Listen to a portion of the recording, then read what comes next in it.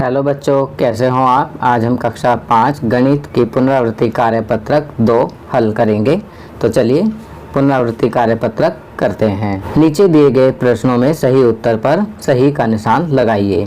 पहला प्रश्न, तरल पदार्थ को मापने के लिए इकाई क्या है। तो सही विकल्प है घ लीटर।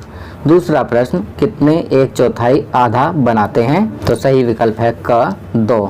2 1/4 आधा बनाते हैं। तीसरा, 50 पैसे 1 रुपये का कौन सा भाग है। तो सही विकल्प है ग 1/2। चौथा प्रश्न, 1 किलोमीटर का 1/4 भाग कितना होगा। तो यहाँ सही विकल्प है 250 मीटर। पांचवा प्रश्न, एक 3 अंकों की संख्या जो आधा घुमाने पर समान दिखेगी वह डैश है। तो यहाँ सही विकल्प है 181। चलिए आगे बढ़ते हैं। नीचे दिए गए प्रश्नों में सही के लिए सही और गलत के लिए गलत लगाइए। तो यहाँ पर आपको निशान लगाना है। छठा प्रश्न, 1 रुपये में 100 पैसे होते हैं। सही। सातवां, एक त्रिभुज आधा घुमाने के बाद समान दिखता है। गलत। आठवां, 1/4 घुमाव पर पवन चक्की की आकृति समान रहती है। सही। नौवां प्रश्न, एक दिन का आधा अर्थात 1/2 भाग 16 घंटे होता है। गलत। 10वां प्रश्न, एक वृत्त में समरूपता की अनंत रेखाएं होती हैं। सही। चलिए आगे बढ़ते हैं। निम्नलिखित प्रश्नों के उत्तर दो। 11वां प्रश्न, नीचे दी गई आकृतियों में समरूपता की रेखा खींचिए। तो बच्चों यहाँ पर समरूपता की रेखा खींचनी है। आप देख सकते हैं ये बीच में जो रेखा है ये समरूपता की रेखा है। पहले आकृति में इस प्रकार और दूसरी आकृति में इस प्रकार समरूपता की रेखा खींची हुई है।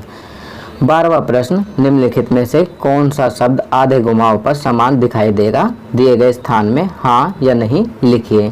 तो पहला शब्द है जूम, इसे आधा घुमाएंगे तो यह एक समान नहीं दिखाई देगा, तो यहाँ नहीं लिखेंगे। दूसरा नून, इसे आधा घुमाने पर समान दिखाई देगा, तो यहाँ हाँ लिखेंगे। तीसरा MOW, इसे आधा घुमाएंगे तो ये समान दिखाई देगा, यहाँ हाँ लिखेंगे। चौथा SIS, इसे आधा घुमाएंगे तो ये भी समान दिखाई देगा, तो यहाँ हाँ लिखेंगे। चलिए आगे बढ़ते हैं। 13वां प्रश्न, 5/6 की 4 तुल्य भिन्न लिखिए। तो यहाँ पर आपको तुल्य भिन्न लिखनी है। तो 5/6 की तुल्य भिन्न होंगी 10/12, 15/18, 20/4, 25/30। तुल्य भिन्न बनाने के लिए हम ऊपर और नीचे की संख्या अर्थात अंश और हर को एक ही संख्या से गुणा करते हैं। जैसे पहले 2 से किया, फिर 3 से, फिर 4 से, फिर 5 से। 14वां प्रश्न, खाली स्थान भरिए। पहला, 1 रुपये में डैश पैसे होते हैं, तो यहाँ लिखेंगे 100। दूसरा, 50 पैसे 1 रुपये का 1/2 हिस्सा है, तो यहाँ 1/2 लिखेंगे। तीसरा प्रश्न, डैश 25 पैसे मिलकर 1 रुपया बनाएंगे, तो यहाँ लिखेंगे 4। चौथा प्रश्न, 25 पैसे 1 रुपये का डैश हिस्सा है, तो यहाँ लिखेंगे 1/4। चलिए आगे बढ़ते हैं। 15वां प्रश्न, दिए गए वृत्त को 4 बराबर हिस्सों में बांटिए और 3/4 भाग में गुलाबी रंग भरिए। तो बच्चों आपकी सुविधा के लिए यहाँ पर वृत्त को 4 बराबर हिस्सों में बांटकर 3/4 भाग में गुलाबी रंग भरा गया है। चलिए आगे बढ़ते हैं। चित्रात्मक आधारित प्रश्न। प्रश्न 16, रामू का सब्जियों का खेत 9 बराबर हिस्सों में बांटा गया है, बताइए। पहला, सबसे बड़े भाग में कौन सी सब्जी उगाई गई है और यह पूरे भाग का कितना हिस्सा है। तो आप देखकर ही बता सकते हैं कि सबसे बड़े भाग में टमाटर उगाए गए हैं और ये 3/9 हैं। दूसरा, आलू खेत के कितने हिस्से में उगाए गए हैं। तो 2/9 भाग में आलू उगाए गए हैं। तीसरा, बैंगन खेत के कितने हिस्से में उगाए गए हैं। ये भी 2/9 हिस्से में उगाए गए हैं। चौथा, पालक खेत के कितने हिस्से में उगाई गई है। तो ये 1/9 हिस्से में उगाई गई है। चलिए आगे बढ़ते हैं। वर्णनात्मक प्रश्न 17 से 18, रोहन के पास 25 टमाटर और 18 आलू हैं और वह।